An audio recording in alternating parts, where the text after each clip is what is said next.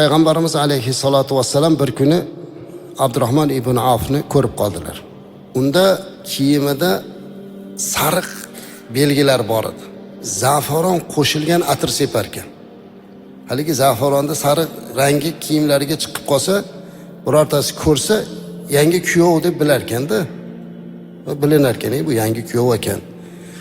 Payg'ambarimiz alayhissalom Abdurrahman ibn Avfni shunaqa holatda ko'rib qoldilar. Hayron bo'ldilar.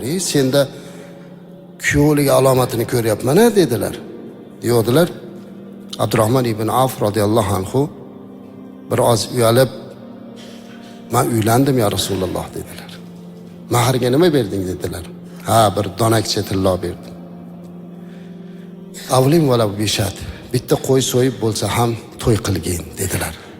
Agar Abdurrahman ibn Avf radhiyallohu anhu ga payg'ambarimiz alayhisalom 10 ta qo'y so'yib to'y qilgin deganlarida qodir edi. Lekin bugun u kishi 10 ta so'ysa, ertaga boshqasi 20 ta so'yadi. Undan keyin 30 ta so'yadi. Xuddi bizdagidek. Bizda ham avval kichkinaroq boshlangan to'ylar hozirga kelib dabdabaga aylanib ketdi. Tan olishimiz kerak. Dunyoni men juda ham ko'p davlatlarga boraman, hatto to'ylarda ishtirok etaman, to'g'risi. Bizdagidaqa kabi isrof bo'ladigan to'yni men hali ko'rmadim azizlar. Juda ham katta isrof. Tek qo'ysa odamlar yangi narsalarni o'ylab chiqaryapti. Menga bittasi tarmoqlarda qarang deydi, to'yda dasturxonni ko'rsatyapti.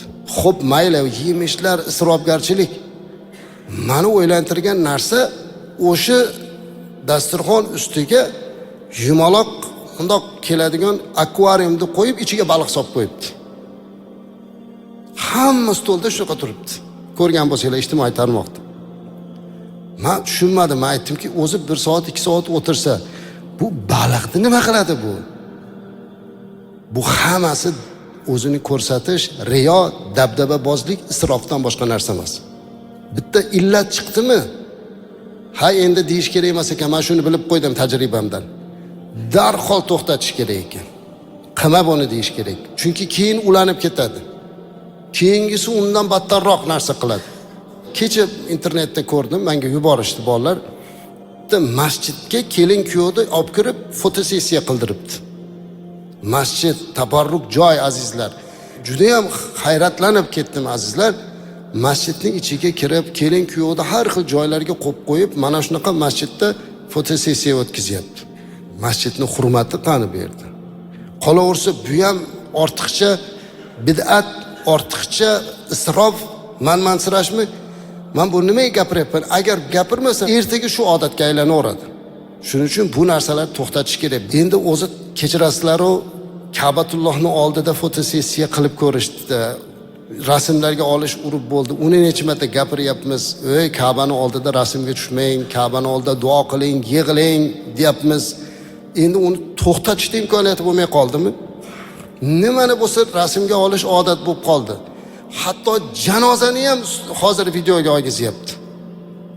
Men hayronman, ertaga otasini, onasini dafnini ko'rib nimasidan rohatlanar ekan.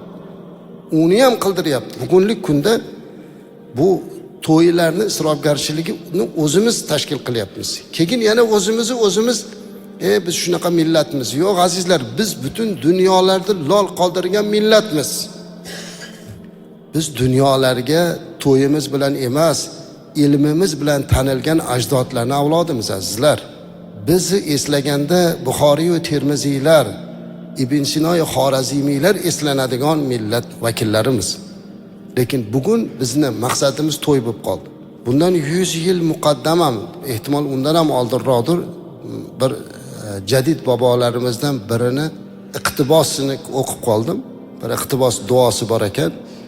Ey Alloh, bizni xalqimizni to'y dabdababozlik balosidan o'zing saqlagin deb duo qilgan ekan. Bir asr oldin ham bu muammo bor ekanda. Bir kuni o'ylanib qarab ko'rsam, to'y bizni hayotimizni mazmuniga aylanib qolibdiki, bitta yoshi kattaroq odamga, erkak yo onaxonga yaxshilik qilsangiz, xizmatini qilib ko'nglini olsangiz, e'tibor bering duolariga. Amin. Bolam topganing to'ylarga buyursin. boshing to'ydan chiqmasin. Endi men iltimos qildim otaxonlar, o'sha sizga birov yaxshilik qilsa bolam, ilohim ishlaringga baraka bersin. Topganing ilm va ma'rifatga xizmat qilsin. Topganingni bolalaringni ilmiga sarflagin, rohatini ko'rgin, farog'atini ko'rgin. Shunaqa duo qilaylik. Endi buni isloh qilishlik bizni qo'limizda qoldi azizlar. Agar biz bugun rivojlanib kelayotgan davlat, ziyoli insonlar, e'tiqodli insonlar hammamiz birgalashib tartib qilmasak, kelajak avlodimiz bundan ham qiyin holatda qoladi.